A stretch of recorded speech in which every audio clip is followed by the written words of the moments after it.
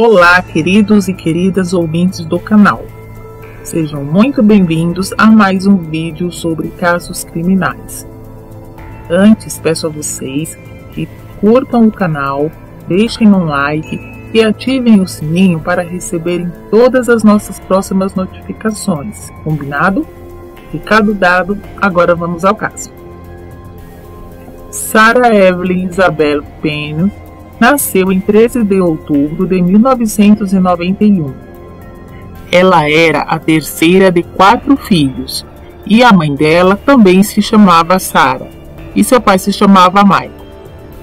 Como a Sarah Penny tem o mesmo nome de sua mãe, vou sempre me referir à criança como Sarah e a sua mãe como mãe mesmo, para melhor compreensão de vocês durante a narração deste caso. Bom, aos 8 anos de idade, Sarah era uma menina muito fofa e feminina, que gostava de bonecas, vestidinhos e coisas fofas de menina. Era dito que ela era uma menina muito educada, alegre e tímida. Sarah Penny e sua família moravam numa pequena cidade na Inglaterra. No dia 1º de julho de 2000, a Sarah e a sua irmãzinha Charlotte foram com a mãe para o trabalho. A mãe trabalhava em um bar e até tinha um parquinho nos fundos desse bar. E ela levou as meninas, que passaram o dia todo de trabalho da mãe ali. E quando terminou o turno de trabalho da sua mãe, elas voltaram para casa. Era um domingo, e como eles moravam próximo da casa do avô paterno de Sarah, e muitas vezes eles tinham o costume de ir visitá-lo e passar um tempo ali se divertindo, e neste dia não foi diferente. O avô de Sarah se chamava Terence Penny e ele vivia com a sua segunda esposa chamada Leslie. Eles moravam em uma vila que ficava muito próxima à praia. Então, na casa dos avós, após o jantar, eles decidiram sair para fazer uma caminhada na praia. E durante a caminhada, o avô da Sarah deu a ideia de irem andar na vila, onde tinha alguns amigos dele que ele queria apresentar à família. Mas as crianças não queriam ir até a vila, porque eles estavam se divertindo muito ali na praia. Então a mãe achou que não teria problema eles continuarem brincando e se divertindo, porque eles conheciam muito bem o lugar e sabiam voltar para a casa da avó sozinhos. Então, acreditando que tudo ficaria bem, a mãe confiou nos irmãos mais velhos, que eram 2 meninos de 11 e 13 anos, para ficarem de olho nas meninas, Sarah, que estava com 8 anos, e a sua irmã Charlotte, de 5 anos. Os pais de Sarah e seu avô foram então na vila. Passaram em um clube por lá para beber alguma coisa. E depois de uns 20 minutos, os pais resolveram voltar para ver como que as crianças estavam. E ao chegar, eles encontraram a avó desesperada, segurando a mão da Charlotte muito forte e dizendo que eles estavam procurando por Sarah, que havia desaparecido. Seus pais ficaram desesperados, até porque, como Sarah era uma criança muito tímida, ela não iria sair com qualquer pessoa desconhecida. Ao perguntar aos meninos o que aconteceu, e eles disseram que foram brincar em um campo, e lá a Sarah tropeçou, caiu, ficou brava. Começou a reclamar que não queria mais brincar, e disse que queria voltar para a casa da avó mais cedo. O irmão mais velho, que tinha 13 anos, resolveu acompanhá-la pela estrada rural até a casa da avó, para que ela não fosse sozinha. E quando ele e Sarah estavam saindo do campo, Os outros dois irmãos que ficaram começaram a falar muito alto. O mais velho olhou para trás para ver como é que eles estavam e se estava tudo bem. E não vendo nada que chamasse a sua atenção, ele voltou a olhar para Sarah. E então ela havia desaparecido repentinamente. Aproximadamente às 8 horas da noite, a família ainda não havia encontrado a Sarah. E então resolveram chamar a polícia. Como ainda faziam menos de 2 horas que ela tinha desaparecido, a polícia colocou todos os seus esforços para encontrá-la. A família contou tudo sobre o que aconteceu. Deu uma foto dela para as autoridades e as buscas começaram. Várias áreas foram vasculhadas até que a ideia de sequestro realmente viesse a ser considerada. E quando foi dita essa possibilidade de que talvez a Sarah tivesse sido sequestrada, o irmão mais velho se lembrou de um detalhe, mas ele não sabia se era importante ou não dizer. Mas sua mãe o incentivou a dizer todas as informações e detalhes que ele se lembrasse para a polícia, pois qualquer coisa poderia ajudar a solucionar o caso. Então, ele foi até o policial e falou que em algum momento ele viu uma van branca em um carro, mas que o motorista da van branca, antes de sair dirigindo, acenou para ele sorrindo, e ele achou muito estranho, além de ter ficado assustado. O policial também achou esse homem da van branca muito suspeito, mas mesmo assim não houveram mais pistas durante alguns dias. Uma busca policial na área local começou e rapidamente se transformou em uma busca nacional e notícia nacional, com membros da família Payne, principalmente seus pais, fazendo vários apelos na televisão e nos jornais por seu retorno seguro. Como uma prática de protocolo geral que existe na Inglaterra, os policiais resolveram entrevistar, entre aspas, possíveis ofensores ou agressores locais, fecha aspas, que significa para eles os homens que moravam naquela região, daquela vila, e que já tinham alguma ficha criminal, passagem pela polícia, principalmente com ficha de crimes de algum tipo de abuso ou agressão contra crianças. Na noite de julho de 2000, 24 horas após o desaparecimento de Sarah, os policiais visitaram pela primeira vez um homem chamado Roy White em seu apartamento à beira-mar, como parte de suas investigações sobre o desaparecimento de Sarah Payne. Vários outros suspeitos, especialmente criminosos sexuais condenados, também foram interrogados, e pelo menos uma outra pessoa foi presa. Roy William White nasceu em 26 de janeiro de 1959 e cresceu em Crawley, onde viveu a maior parte de sua vida até o caso ocorrido com Sarah. Seus pais tiveram 6 filhos, mas 3 de seus irmãos morreram ainda na infância. Seus únicos irmãos sobreviventes eram um irmão mais velho e uma irmã mais nova. Em julho de 1986, ele se casou com Linda. Eles se separaram antes de seu filho nascer e se divorciaram em 1990. Roy chamou a atenção dos investigadores porque ele já havia sequestrado uma menina 5 anos antes.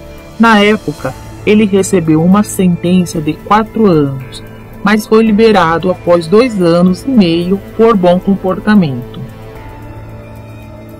Desde o início, ele parecia ser suspeito, mas ao ser interrogado pelos investigadores, ele disse que não tinha uma van branca e que na noite do desaparecimento de Sarah, ele esteve sozinho em um festival de um parque de diversões. Como os policiais não tinham nada contra ele, então eles resolveram ficar por ali, por perto da casa, apenas observando a casa de longe, para ver se Roy iria fazer alguma coisa estranha ou suspeita. Porque, mesmo sem evidências, os investigadores o viam como o suspeito que mais fazia sentido naquele momento. Então, os policiais, observando a casa de Roy de longe, em alguns minutos depois, eles viram o Roy sair da garagem da casa com o quê? Com uma van branca. Exatamente isso. Ele saiu com a van branca. Assim que ele saiu, os policiais foram até aonde a van branca dele estava estacionada e viram que havia um recibo no chão, que provavelmente caiu da van branca, e era um recibo de um posto de gasolina, com a mesma data do dia do desaparecimento de Sarah Payne. E curiosamente, esse posto de gasolina ficava bem longe de onde esse parque de diversões que ele disse ter ido se localizava. Ele foi preso, mas na delegacia ele resolveu ficar em silêncio durante o interrogatório. As buscas por Sarah Payne continuaram sendo feitas. Muitos voluntários se apresentaram para ajudar a procurar por ela. A mãe de Sarah e sua família faziam apelos diários no noticiário da televisão nacional por ajuda para encontrar Sarah. Em 10 de julho, a polícia anunciou que havia recebido informações sobre o avistamento de uma garota que correspondia com a descrição de Sarah. 3 dias depois, Michael e a mãe de Sarah Payne foram advertidos pela polícia para, abre aspas, se preparar para o pior, fecha aspas, explicando que a ênfase de suas investigações havia mudado de que havia possibilidade de sua filha não ser encontrada em segurança e bem. E no dia 17 de julho, um fazendeiro encontrou um corpo a cerca de 24 quilômetros de distância da praia, onde a Sarah havia desaparecido. Bom, então até aquele momento não haviam confirmado que era ela, porém a possibilidade era muito grande.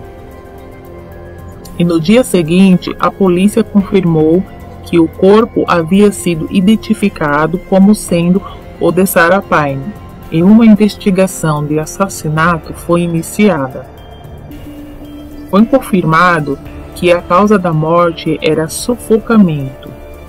Não havia nenhuma evidência no corpo da menina que apontasse o culpado. Porém, na mesma semana, em 20 de julho, apenas 3 dias após o corpo de Sarah Payne ter sido encontrado, uma mulher telefonou para a polícia dizendo que acreditava ter uma evidência. Ela encontrou um sapatinho de menina, a mais ou menos uns 12 quilômetros de distância de onde a Sarah desapareceu, e esse sapato era de Sarah. Foi confirmado que no sapato tinha algumas fibras de um tecido que não combinava com as roupas dela. Então esse detalhe foi muito importante também. Os policiais guardaram essa informação. Com base então na localização do sapato, novas buscas foram feitas para ver se achavam mais alguma coisa. Uma pista, uma evidência que pudesse comprovar o que realmente aconteceu. mas nada foi encontrado. Então, sem provas ou evidências, Roy, mesmo sendo suspeito, foi liberado. Porém, ele não voltou para o seu apartamento. Ele foi morar com o seu pai. Mesmo ele tendo se mudado, as pessoas ainda estavam indo atrás dele. E algumas pessoas estavam até ameaçando ele e o seu pai, tanto que ele teve que ir dormir numa barraca no meio do mato para ninguém encontrá-lo. Mas a polícia ainda estava de olho nele pelo caso de Sarah.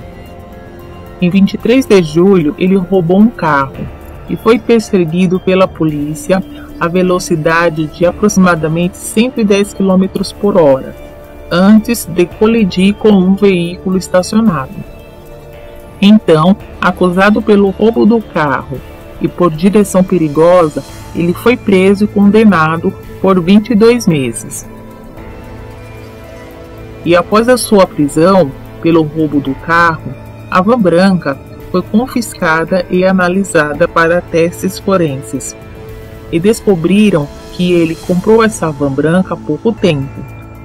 Na verdade, há poucos dias antes do desaparecimento da Sarah. Descobriu-se também que ele havia feito algumas modificações por dentro desta van branca. Ele tirou algumas partes interiores dessa van branca que poderiam ter alguma evidência. Mas mesmo assim, encontraram um único fio de cabelo loiro lá dentro, e as fibras do banco da van também foram comparadas com as fibras que tinham no sapatinho da Sarah, e foi comprovado que eram as mesmas fibras. Em 6 de fevereiro de 2001, após um inquérito policial, Roy foi acusado pelo sequestro e assassinato de Sarah Payne. Ele se declarou inocente e seu julgamento foi marcado para novembro. No julgamento, ele ainda se declarou inocente, mas o júri o declarou culpado pelas acusações de sequestro e assassinato. E ele foi sentenciado à prisão perpétua, sendo elegível a condicional com um mínimo de 40 anos. Graças a uma campanha criada pela mãe da Sarah, existe uma lei no Reino Unido chamada a Lei da Sarah, que permite que a comunidade saiba quando o ex-presidiário acusado contra qualquer agressão criminosa contra crianças se mudar para uma área daquela região. Além disso, existe um site onde todo mundo pode pesquisar o seu bairro ou a sua cidade e descobrir quais criminosos vivem por lá. E nesse cadastro consta a foto e o nome do criminoso, o que é muito útil para alertar as pessoas. A mãe da Sarah disse que não tem como prevenir 100% disso. Não tem como acabar com a maldade no mundo. Mas sabendo se tem ou não esse tipo de agressões à sua volta, a gente consegue proteger melhor as crianças. Roy sofreu vários ataques e agressões na prisão. Foi internado algumas vezes, mas cumpre sua prisão até o dia de hoje. E esse foi o nosso caso de hoje. Muito obrigado por assistir. Um grande abraço e até o próximo vídeo.